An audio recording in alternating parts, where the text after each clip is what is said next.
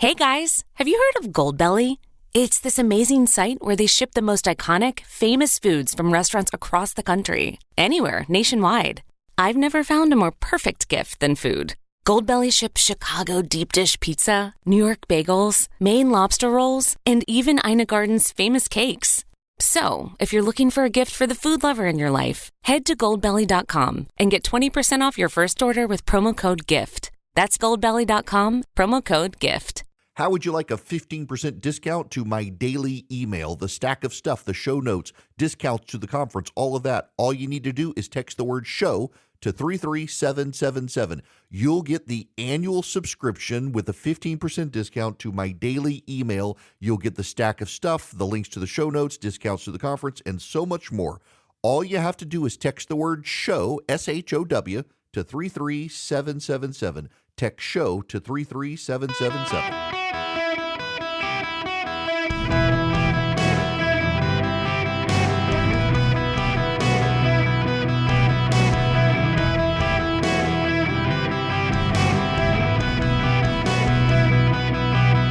Welcome to the Eric Erickson Show podcast, Hour 1. Hello, America. Welcome. It's Eric Erickson here across the nation. 877-973-7425 should you wish to be on the program. Very happy to have you. Y'all, I've been accused of propaganda. That's right. Your host has been declared a propagandist because I'm telling you things are going well in the Middle East. We're kind of in this weird situation now where if you do not like Donald Trump, you have a hard time processing that things might be going okay. Forrest Gump was was mentally handicapped, and yet stumbled into amazing adventures and successes. And you can't even give Donald Trump Forrest Gump level credibility for possibly he stumbled into something going right. The Western Hemisphere is aligning towards the United States away from China. Costa Rica has removed its embassy and diplomats from Cuba, declaring that we need to get rid of all communist governments of the Western Hemisphere. The Costa Ricans have pulled out of Cuba. The Cubans are on the verge of collapse. The defense minister of Venezuela, who is wanted in this country for being a drug captain for the cartels with the $15 million bounty on his head, has been pushed aside by the Venezuelan government and is expected to be handed over to the United States. And in the Middle East, things are going fairly well. We're now at the point where they keep telling us that we're finally going to get the hardcore hardliners. If we keep killing the Iranian leadership, we're finally going to get the hardcore hardliners. Can I just say, it is profound racism by the white American press corps to define the Iranian leadership as moderate because they slaughtered 35,000 of their people. They hang gay men by cranes and rape women so that they can execute them if they're virgins. And those are the moderates. What a profound level of racism by progressive Americans in the press to say those guys are moderates. If those are moderates, what are the hardliners, please? Can someone tell me what is an Iranian hardliner if the moderates rape women who are virgins so they can be executed, kill 35,000 of their citizens, and hang gay men by cranes if they're not throwing them out of windows? What makes that moderate? But if you're in the American press or you really hate Donald Trump, well, we're going to get the radicals now. The deputy junior underlieutenant of toilet paper rolls of Iran is now in charge because we've killed everyone else. And you know what? He's now a hardliner because we killed his bosses. He's really radicalized now. The gay son of the Ayatollah who's now in charge, well, he's going to hate Israel in America now. Okay, so the gay Ayatollah wanted death to America, the great Satan, and the annihilation of the Jews before we kill his dad. What does he want now that makes him a hardliner now? Oh, this time he really means it. He was just willing to say those things before, but now he really means it. This is the logic of the American press corps right now. This is the logic of the people who hate Donald Trump. And me pointing it out to you makes me a propagandist. We're 3 weeks into this. We've largely destroyed Iran's capacity to make war. We have begun to destabilize the regime. Members of the Revolutionary Guard are leaving their positions. The Iranian people are starting to get into the streets at night, and the Basij militia are starting to be slaughtered at night by Israeli drones that are hovering. But we're on the verge of losing. Any day now, we're going to lose. I'm not flummoxed by this. I'm just frustrated by the number of people who just can't see that there is success because they hate Donald Trump so much. They can't even acknowledge that maybe he just stumbled into it. Maybe it's by accident. Maybe he didn't mean it. But he's there. And should we not credit him for some success? My concern is not that it's not successful. My concern is that the president is going to decide to get out too soon. And that, I think, would be a problem. My concern is that the president of the United States says, all right, let's start pulling our punches now. We've roughed them up enough. And that, I think, would be the real problem. In the show notes today, if you text Eric, E-R-I-C-K, to 33777, you'll get, I wrote them myself today. Philip has got the stomach bug that is going through his whole house. Mark Montgomery is a senior fellow at the Foundation for Defense of Democracy. This is in the show notes. Put it there myself. In less than 3 weeks, the United States and Israel have destroyed many of the military assets Iran has used to menace the Middle East for decades. The Pentagon reported 15,000 strikes in the first 10 days, which not only blew up launchers, missiles, and ships, they also leveled some of the production sites that once replenished Iran's arsenal.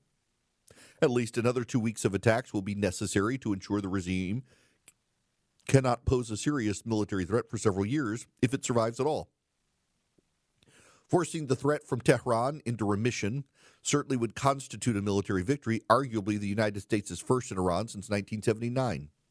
But there are two actions that would subvert such a victory. The first is if President Trump prematurely calls off the operation before the necessary targets have been hit. He did this last summer, forcing an early end to Israel's military campaign against Iran. Another week of operations then might have prevented Iran from responding as forcefully as it did in the first days of this conflict. The second failure would be if the United States allows Iran to maintain control of the Strait of Hormuz. Should the regime survive the war with the power to close Hormuz at will, disrupting the transit of fossil fuels and other crucial commodities, any declarations of victory by the United States will ring hollow. A tense struggle is underway between what's required for success and the enormous financial stress the war puts on energy and stock markets. Victory is possible, but only if the United States endures that financial strain until it can gain control over the Strait of Hormuz and reopen the flow of trade. Stocks are down right now. Oil prices are up over $100 a barrel. Iran still controls the means to disrupt the Strait of Hormuz, and we need to end that. If we pull out too soon and have the tiger by the tail, the tiger will still be able to maul and kill us. The war thus far has been successful. It does not mean it's going to be a success. The people who really hate Donald Trump can't fathom that he can do things right and can't fathom that he can stumble his way even by accident into doing the right things. They just hate him so much. We are now on multiple administrations that have recognized the threat of Iran, and yet somehow we are now told, oh my gosh, we shouldn't do anything about it. You got that Joe Kent guy out there on Tucker Carlson saying, oh, well, they had a fatwa against building nuclear weapons, and within a minute says, and they could have nuclear weapons within 6 months if they wanted because they were building the capacity to make them. So they have a fatwa against doing it, but they could have them in 6 months if they wanted them because they've been building the means to make them, even though there's a fatwa against them. None of it makes sense. That was a talking point that was immediately regurgitated by Russia Today. We can kind of see the Russians are the propagandists behind all of this now. The war right now is successful. It does not mean it will be a success. I have concerns, but some of you just can't take the win because that would mean crediting the Trump administration. Cuba's on the verge of collapse. Venezuela is transitioning to a more peaceful, less hostile regime. It's no longer giving oil to Cuba. The Chinese have been struggling with oil prices. The Chinese economic situation is already a mess. This isn't a bad thing. I was having this conversation last night with some friends, one of whom we were having a dinner to honor him. He is headed off to war. A successful businessman, husband, and father decided he wanted to serve the country, joined the Navy. He's an officer, and they're shipping him off to Bahrain. Well, I had to wind down his business. He's committed to helping this country, a real patriot, giving up his life, very comfortable life here, to go be uncomfortable for this country at war. And it's just appalling to me to watch the American press corps flat out degrade the capabilities and the prowess of the American military. We were talking last night, and it's a point I think that needs to be made. We have been surrounded for so long by an intellectual elite in this country who think that the best way to do things is to not do something. And here comes Donald Trump and says, we've got this great military. Why don't we use it? Well, we can't. Why not? Because we don't do that. Why not? Because why? Because why? Because that's not really an answer.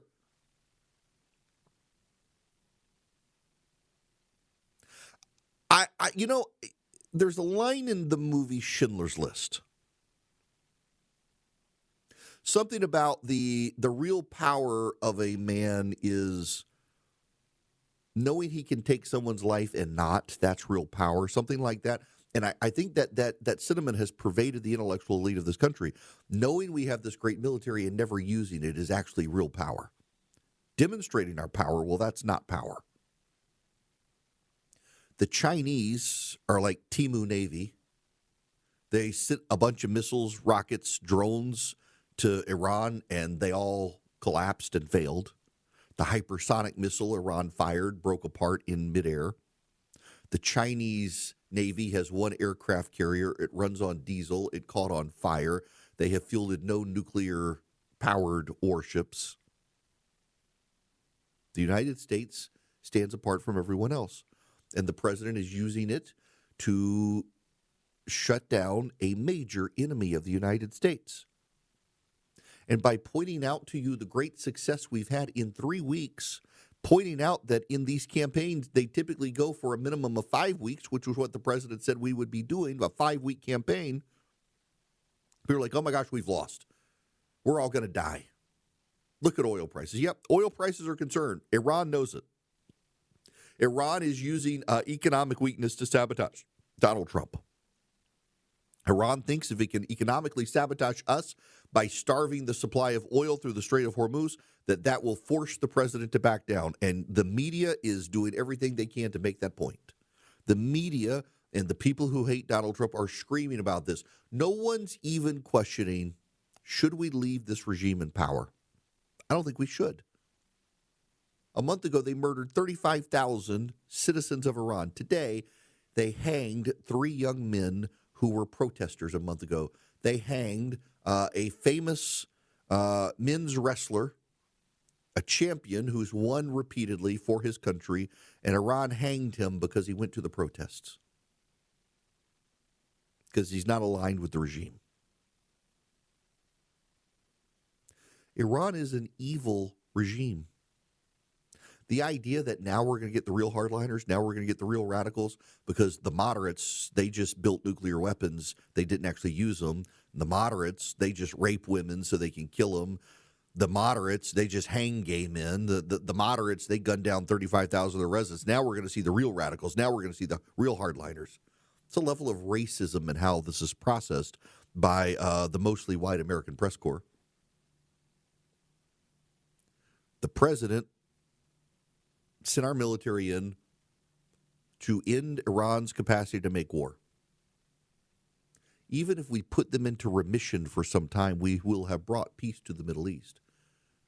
But we may actually be able to destabilize the regime enough that the people there can actually take to the streets and overthrow it. And shouldn't that be the goal here? Shouldn't that be it? My concern is not that it is a successful campaign right now. It's that it may not ultimately wind up being fully successful because the president cuts and runs, and I hope he doesn't. And there are so many loud voices out there demanding that he cut and run. I got to ask, who is actually behind this effort? It looks more and more like the Russians realize they're being deprived of their weapons manufacture, the Iranians, and they're doing everything they can to seed discord, along with the people who just hate Donald Trump. At some point, though, you got to recognize what's happening in Iran that we and the Israelis are doing is actually a very good thing. Greetings, welcome. Eric Erickson here across the nation, 877-973-7425. If you wish to be on the program, if you text Eric, E-R-I-C-K, to 33777, you can get the live stream, you can get the show notes, you can get so much more. The Secretary of Defense held a press conference this morning. Let me play you some of his sound bites here. To date, we've struck over 7,000 targets across Iran and its military infrastructure. That is not incremental. That is overwhelming force applied with precision. And again, today will be the largest strike package yet, just like yesterday was. As I've said from day one, our capabilities continue to build. Iran's continue to degrade. We're hunting and striking death and destruction from above. Iran's air defenses flattened. Iran's defense industrial base, the factories, the production lines that feed their missile and drone programs, being overwhelmingly destroyed. We've hit hundreds of their defense industrial bases directly. Their ability to manufacture new ballistic missiles has probably taken the hardest hit of all. Ballistic missile attacks against our forces, down 90% since the start of the conflict. Same with one-way attack UAVs. Think kamikaze drones. Down. All the metrics are good, except the press coverage. It's remarkable. Now, I was at a dinner last night bringing up my Eden Pure Thunderstorm. Somebody said he was on the verge of ordering them. You can. You got a money-back guarantee if they don't wipe out your odors. Go to EdenPureDeals.com and put in the discount code ERIC3, ERICK, the number 3 at EdenPureDeals.com. They are air purifiers. So they get rid of dust, they get rid of pollen, all that they trap in. It's filterless. You don't need a filter subscription. They generate plasma that kills 99.9% of bacteria and viruses. And then they generate ozone. And ozone acts as odor bleach. And it wipes out odors. No odor can stand up to it because ozone, like the odor is a gas, it goes where those gases are and wipes them out at the source where you can't reach. You can get 3 of them. You can save $200 at EdenPureDeals.com. The discount code is ERIC3. And again, they got a money-back guarantee. See the site for details on the money-back guarantee. If they don't wipe out your odors, get your money back. EdenPureDeals.com, discount code ERIC3. They will wipe out your odors, though. I've used them multiple times in rental cars and hotel rooms. They're small enough I keep one in my travel bag. EdenPureDeals.com. The discount code is ERIC3, ERICK, the number 3. Ladies and gentlemen, welcome. It is Eric Erickson here. The phone number is 877-973-7425. If you want to be on the program, glad to have you with me. Don't forget to text Eric, ERICK, to 33777 to get the show notes, the live stream, the podcast, everything else. Y'all, hang on. Where's the button? Here, there we go. We're going to hear this together. I know what the president says. He is asked why he did not tell the allies in advance that we were going into Iran. Sitting next to the president of the United States as he answers the question is the new Prime Minister of Japan. I haven't heard the clip. I know what he says. We're going to listen together. Too much. You know, when we go in, we went in very hard, and we didn't tell anybody about it because we wanted surprise. Who knows better about surprise than Japan? Okay? Why didn't you tell me about Pearl Harbor? Okay? Right? You know, these Escobie, no, you believe in surprise, I think, much more so than us. And we had to surprise him, and we did. And because of that surprise, we knocked out, the first 2 days, we probably knocked out 50% of what we, and much more than we anticipated doing. So if I go and tell everybody about it, there's no longer a surprise, right? Okay, one more? One more. With the Prime Minister of Japan, wait, what's the surprise? Who knows better than surprise about Japan? Why didn't you tell us about Pearl Harbor? That's so well done. Wow. He just says what the rest of us are thinking. That's the endearing part of this. You know, in all seriousness, though,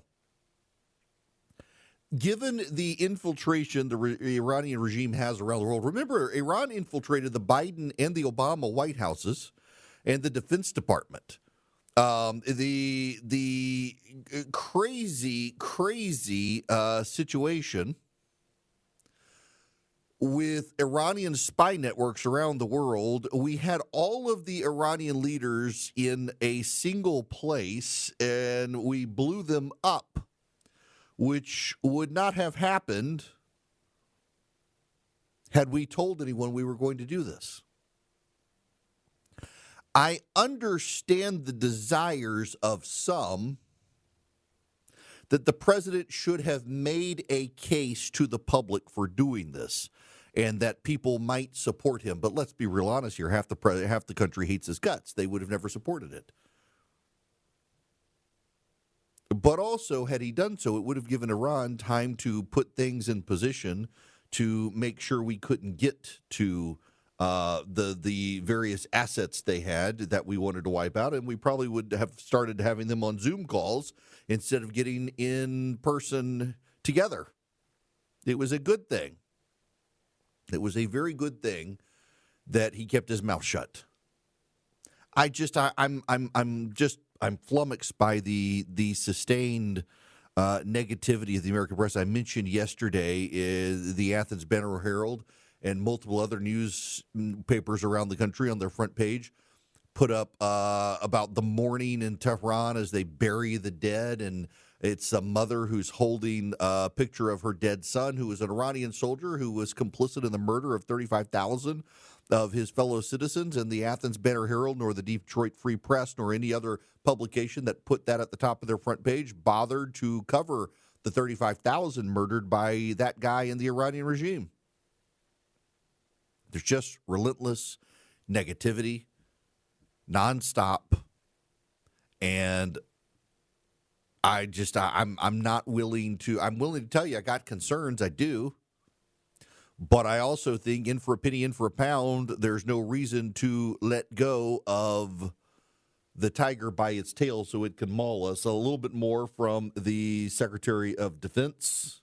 These are not the media's objectives, not Iran's objectives, not new objectives, our objectives, unchanged, on target, and on plan. Destroy missiles, launchers, and Iran's defense industrial base so they cannot rebuild, destroy their navy, and Iran never gets a nuclear weapon. Our objectives from day one. To the patriotic members of the press, nobody can deliver perfection in wartime. This building knows that more than anyone. But report the reality. We're winning decisively and on our terms. Iran is a vast country, and just like Hamas and their tunnels, they've poured any aid, any economic development, humanitarian aid into tunnels and rockets. That's what they did with Hamas. Iran has funneled decades of state resources, not to their people, but into missiles and drones and proxies and buried facilities. But we are hunting them down methodically, ruthlessly, and overwhelmingly, like no other military in the world can do. And the results speak for themselves. The results are actually good. As far as $200 billion, I think that number could move, obviously. It takes money to kill bad guys. So we're going back to Congress and our folks there to ensure that we're properly funded for what's been done, for what we may have to do in the future, ensure that our ammunition is everything's refilled, and not just refilled, but above and beyond. I mean, President Trump, as he said, rebuilt the military in his first term, didn't think he'd use it as dynamically in his second, but he had. So thank goodness he did that. And an investment like this is meant to say, hey, we'll replace anything that was spent. And now that we're reviving our defense industrial base and rebuilding the arsenal of freedom and cutting deals like our great deputy secretaries here is doing, long lead times on exquisite munitions, we're going to be refilled faster than anyone imagined. And I think, we're also still dealing with the environment that Joe Biden created, which was depleting those stockholds and not sending them to our own military, but to Ukraine, which is every time we reach back and look at any sort of a challenge we have, it goes back to, well, send it to Ukraine. Ultimately, we think this should be these munitions are better spent in our own interests at this point, and this kind of funding bill is going to ensure that we're properly funded going forward. Now, I will note my concerns with his picking on Ukraine, and I don't necessarily think some of his bullying, pejorative statements are necessary or helpful, particularly when you are trying to ask the Europeans to come on board. One of the reasons the Europeans chose not to come on board is there's a new report out that the Europeans became increasingly convinced that Donald Trump actually was going to invade Greenland. I offer a great deal of praise for the president doing what he's doing in Iran. I offer a great deal of support to our military. And I am deeply critical of the press and the people who hate the president for being unable, unwilling, just cannot bring themselves to commend him or the military for the successful campaign thus far. Doesn't mean it's going to be a complete success.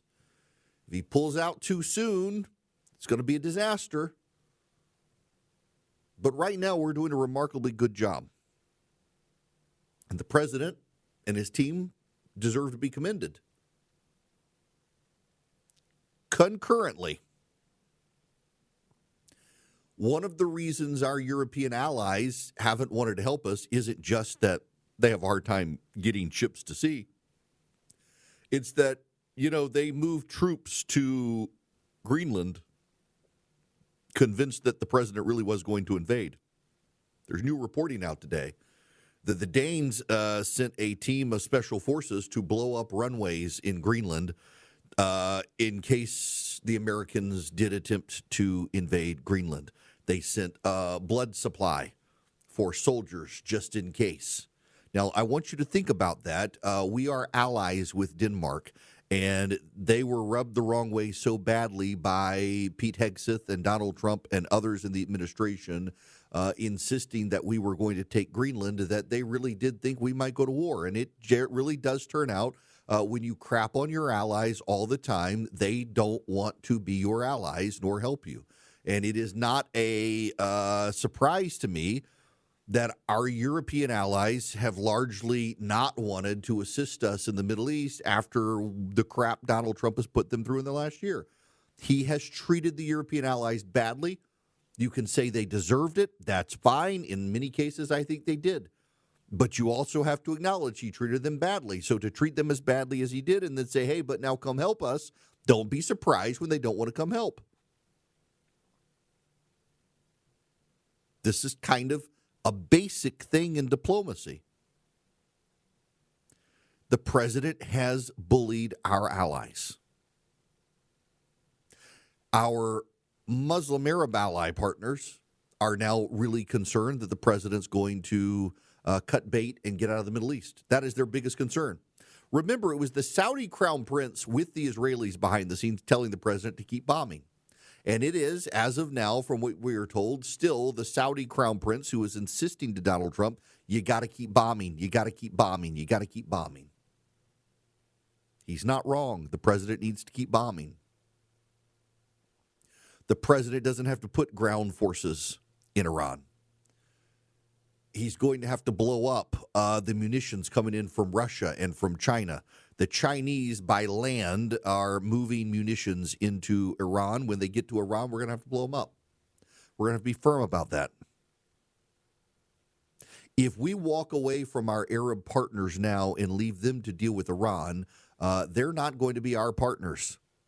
And there is a cautionary note here for the president and his team. You treated the Europeans so badly, you bullied them so much, they decided not to help you. If you walk away now from our Arab partners, you're going to leave the United States in a far worse position because it's going to be isolated from everyone, with everyone mad at us. The Arabs are willing to help us right now. They want Iran's regime to be destroyed. You do not have to have boots on the ground to destroy the Iranian regime. In fact, you can destroy it enough from the air with the help of the Israelis that the Iranian people themselves, if armed, are going to be able to take their country back. And that appears now to be stirring in Iran.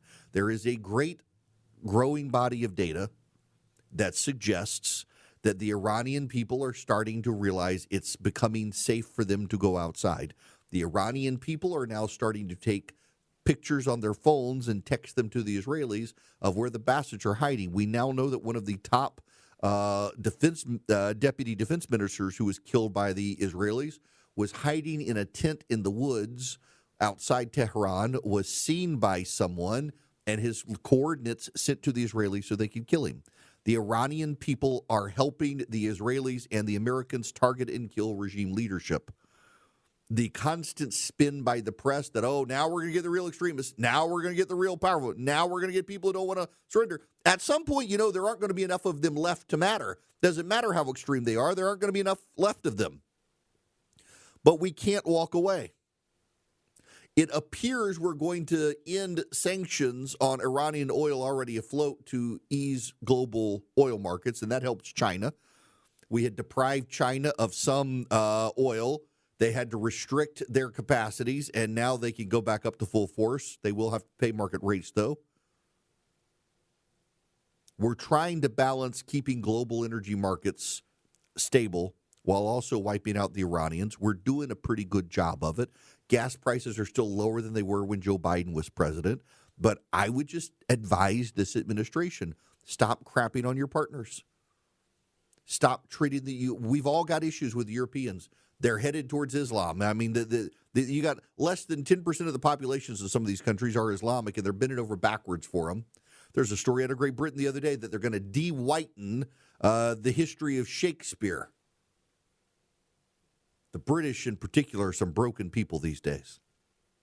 Got problems. But they're still our allies. They're not perfect, neither are we. They don't want to help us, not just because they're having trouble getting ships at sea. They've got a lot of soldiers who could actually be helping us. They just are mad because of the treatment we've treated them, and so they're not responding. And that's kind of diplomacy 101. And again, if we abandon our Arab allies now and leave them to deal with the tiger of Iran after we've let go of the tail without destroying their capacity, without declawing them, they're never going to want to deal with us again. We've got great success. To actually be fully successful, though, we got to keep up the fight. And we can't just dump on our allies all the time. Greetings. Welcome. It's Eric Erickson here. The phone number is 877-973-7425. I'll get to your phone calls here in just a bit. This hour of the program is brought to you by Van Allen Golf. I'm still going to tell you I got a 35-foot putt, and it was gorgeous, and I love my putter. And you can get one at vanallengolf.com, ALLEN, vanallengolf.com. If you text golf to 33777, I'll send you a link to Van Allen Golf. More importantly, now listen to this one. If you text golf to 33777, not only do you get the link to Van Allen Golf, you get a link to the Golfer's Journal, and it's my referral link. And if some of you people will subscribe, they're going to send me golf balls. And none of you have actually clicked the second link to Golfer's Journal and subscribed, and you should. If you love golf, it is the greatest golf publication known to mankind. Not only that, you get the incredible swag. I am a big fan of Golfer's Journal. I had never heard of it until I stumbled on it on Instagram. And I have gotten involved in the community. They call themselves the Broken Tea Society. They're a community of people, and it is a community of people around the world who love golf. And I have now had multiple opportunities where on the Broken Tea Society app, I can be in a random city somewhere and say, hey, I'd love to go play golf. I'm here. Anybody want to go? And inevitably, there's somebody who's got a swanky golf membership who reaches out and says, come play golf with me. I'm no good either, and come play. And we do. And it's been a great way to meet really cool people around the country and the world who are into golf. And the magazine, it's quarterly and it's gorgeous. I mean, it is just one of the most well-produced publications out there. If you text golf to 33777, I'll send you the link. I realize that there's the golf community renaissance out there. Like Normal Sport is a Kyle Porter email I get. Fried Egg Golf is out there. You got No Laying Up is out there. And the renaissance of like passionate golf out there is great. And I think at the very top is Golfer's Journal. It's become something I look forward to getting in the mail, and you get great gifts from them as well. They've got great swag. You see a lot of my shirts that I wear. If you watch the video, have their logo. I love them. So text golf to 33777. Now, I got to tell you about Incogni, keeping you and me safe online. INCOGNI, INCOGNI, Incogni.com/Eric. You get 60% off with Incogni. I actually had the situation this morning where I got a random phone call from Washington, D.C., and I thought it was somebody I was waiting for a phone call. It was not. It was a spam call. I sent the number to Incogni. They are on it, trying to track down where this call has originated from so they can get my information taken off. That's what they do. Your information is for sale online, and Incogni sends takedown notices telling companies to take down your information and stop selling it. And it makes you more private online. It reduces your spam calls, reduces your credit card solicitations, reduces identity theft. Go to Incogni.com/Eric today. Incogni.com/Eric, ERICK. They really are a fantastic group to work with to reduce your personal information online, to minimize your exposure to fraud and theft and spams. Incogni.com/Eric. Save 60%.